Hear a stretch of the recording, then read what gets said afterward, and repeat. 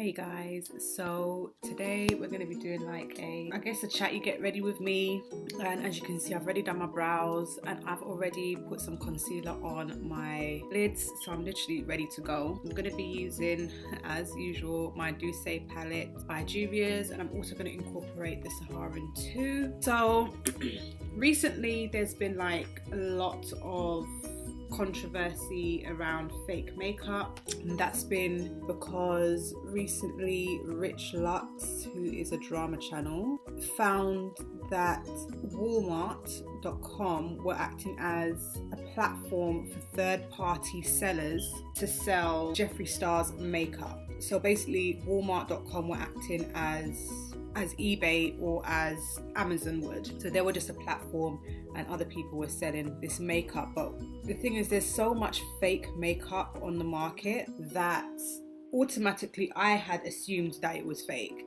And then Jeffree Star caught wind of it and he decided to get his lawyers involved, and I don't blame him. And I do definitely believe that makeup is fake. On top of that, Walmart don't have, as far as I know, they don't have any license to sell his makeup on their website, so that could be another thing. And then after that, Hot Lux, who's different from Rich Lux, made a video about his experiences with fake makeup, and he was basically saying that he started getting adverse reactions, but they were more like long-term rather than immediate reactions to the fake makeup. And I thought, wow, that is an amazing video idea, seeing as he has a series where he discusses and tries out fake makeup to talk about any negative experience or just his experiences period is a great idea. But he was saying that, you know, he felt that especially around his eye area,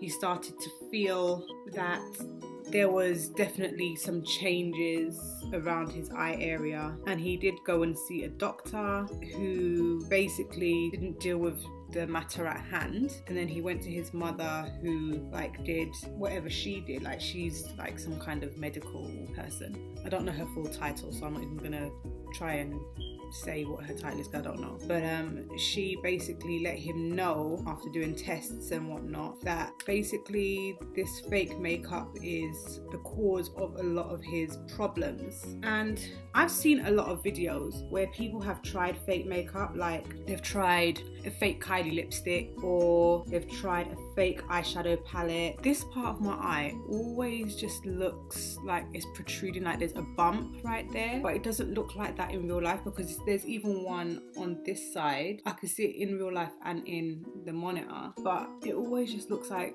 this particular section of my eye is unblended because of that little bump part there. So irritating, because it's not unblended, it's just that. I think there's like a vein pushing out, I don't know.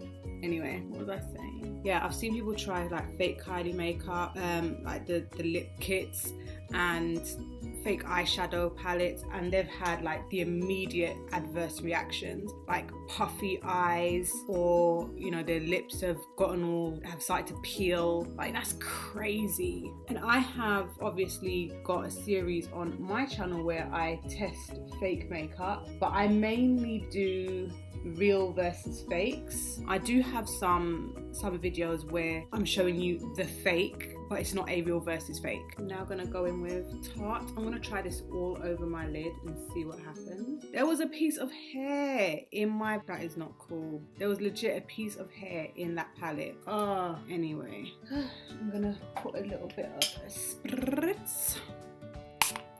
And yeah, because I have my own series on my channel where I show you fakes and compare it to real, or sometimes I just show you the fakes themselves because I may not have the real one, I thought it'd be wise to talk about my experiences with fakes. Now, when I first started to buy fakes, it was because I couldn't afford to get the real ones. But it wasn't because I wanted the makeup necessarily. It was predominantly because I wanted packaging. So if this had come out way back when, I would have purchased the fake of this rather than the real one, because the packaging is just so beautiful and I just didn't have the coin to be able to buy the genuine palettes. Like, that's just like the real of it. And I heard you know, other people have different reasons, such as they just want to buy the fake one so that they can see whether or not it's worth buying the real one, but then they're not ever really going to be comparable, in my honest opinion, in my humble opinion. So are you really going to, like, say if you got a really bad fake, but you just wanted to get that fake to see whether or not it was worth buying the real, but really the real of that particular item is amazing, but the fake has misled you because it was a really bad made fake. Also, I've heard people say things like, oh, I bought the fake just so that I can take pictures on Instagram for Instagram.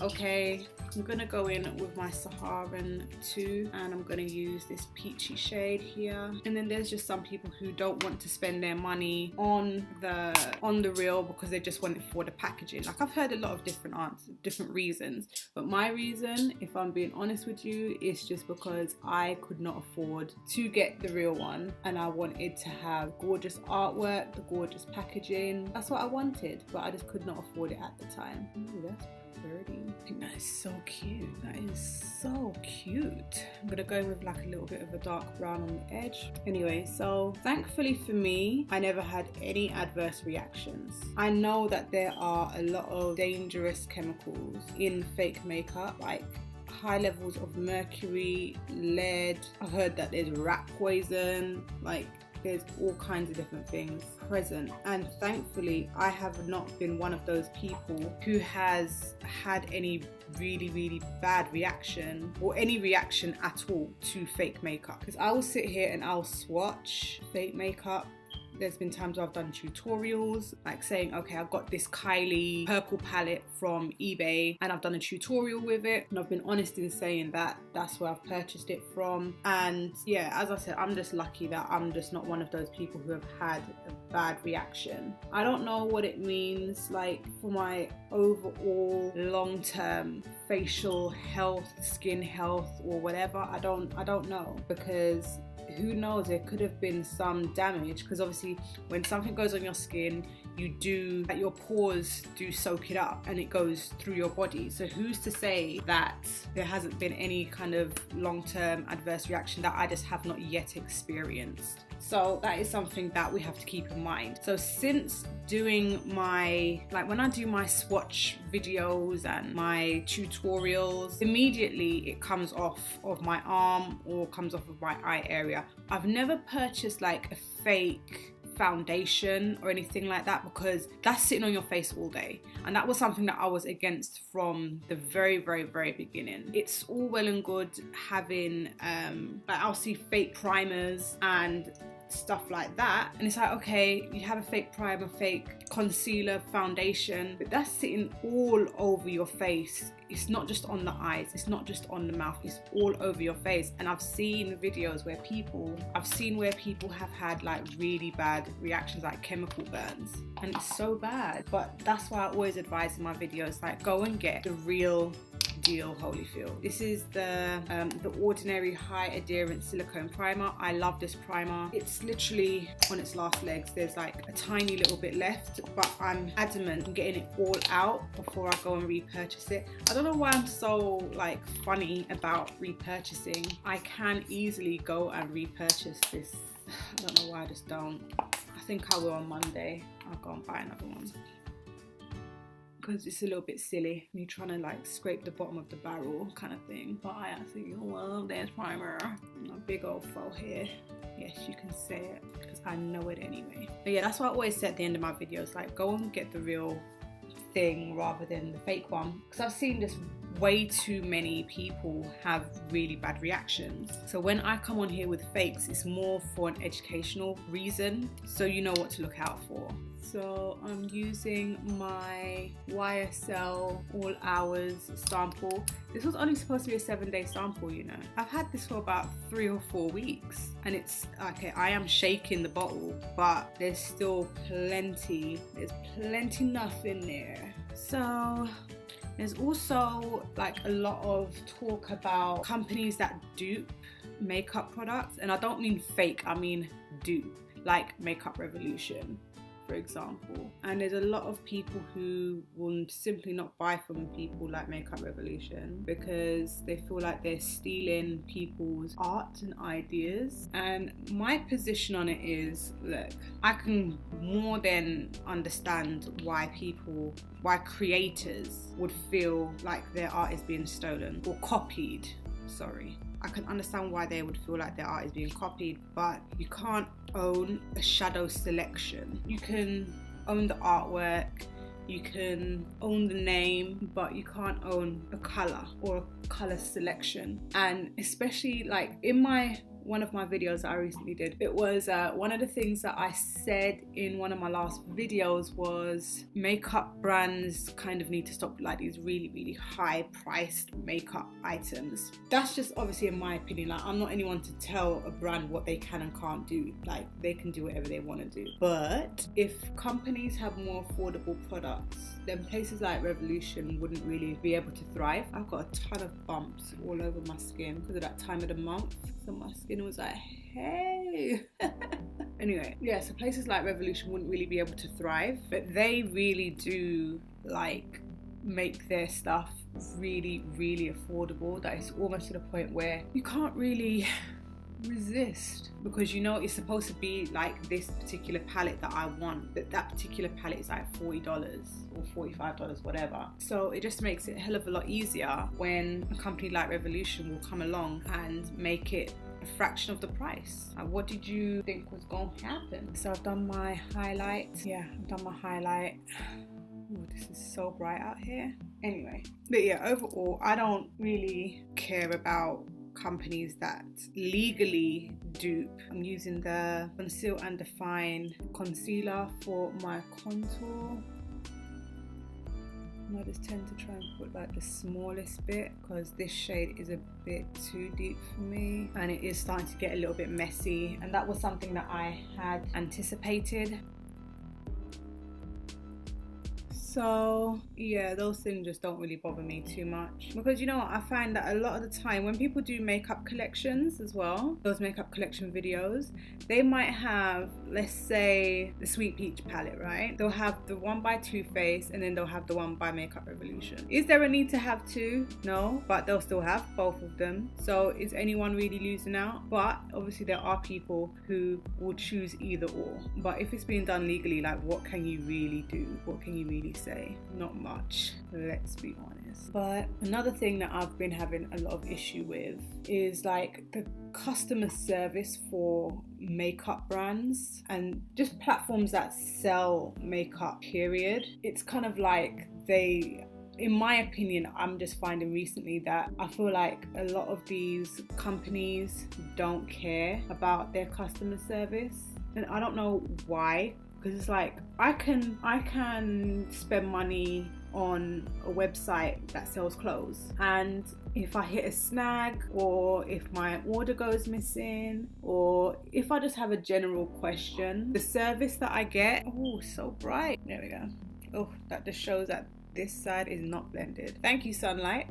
Yeah, I can go to these companies and go to their customer service and say, hey, can you help me with blah blah blah, and they'll be more than willing and more than happy to help me. But with a lot of these makeup brands or makeup retailers, I find that they not very helpful or downright rude, and that's no good, because regardless of whether the person on the other end of the phone or on the other end of the chat or email, whether or not they're interested in makeup isn't really my problem. If I've purchased an item from you and there's a problem, I need you to, be engaged and to be helpful. And I'm not too sure why a lot of these makeup brands, their customer service is just lacking. Like, it's seriously lacking. And it's a shame, because I'm the kind of person where once you show me that you are really, really bad with your customer service, the chances are that I'm not going to come back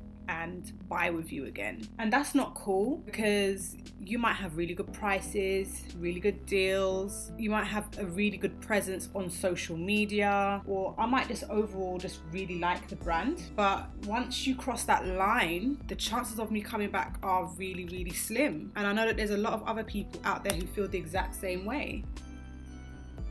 And it's like, don't you want repeat custom? Things can get a little bit hairy or whatever, but I just feel like a lot of these brands just don't know, they just don't have their customer service down. And it's such a shame, because a lot of the time they'll have really good products. Oh no, I need to sneeze. Oh, I'm trying to hold it back so bad. Okay. But yeah, I'm just that type. And a lot of the time, it's not one-off situations. Because when you do the research, you find that there's a lot of other people who feel the exact same way. And that's kind of sad. You really don't want to have a reputation of having bad customer service. Like, you really don't.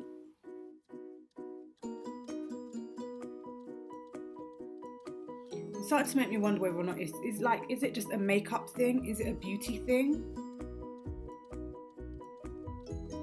I like when you hear about, not even so much anymore, because I haven't really heard about a lot of people who have bad experiences that much anymore, but like, you know, at MAC, ooh, that wing came out really good, but it doesn't exactly match that one. They're not the exact same. Anyway, but yeah, everyone used to complain about, oh, the service at MAC is always bad and nobody ever comes up to me and this, that and the other. That used to always be like one of the main things that people would say about MAC. Now I don't hear it anymore. I think they've gone and done something about it, which, you know, they needed to do, because the word gets out and it's just not a good look. Just using my sleek palette. This is disgusting. Like, look at how dirty it is. It's filth. I need to clean it. This is why I don't feel that companies should do cream products with powder products. Like, this mess, it's not easy to clean. But anyway, I can clean it at some point, but it's not today. This will just give me a little bit of a shine. But yeah, tell me, like, do you think that bad customer service is mainly like a beauty thing? Because I don't tend to get a lot of bad customer service in any other sector. Like, why is it always when I'm trying to buy makeup? Like, what is it? I don't know. Anyway, I'm gonna go throw on some lashes, deal with this bottom lash line, and I'll be right back. Okay, so I have completed my look. I've put on my lashes, I've done my lips. The lighting is just doing my nutting, but there ain't really much I can do about that. I'm using the Pro Fix Oil Control Fixing Spray by Makeup Revolution. It's not my favorite, but it's what I have, so I'm gonna use it.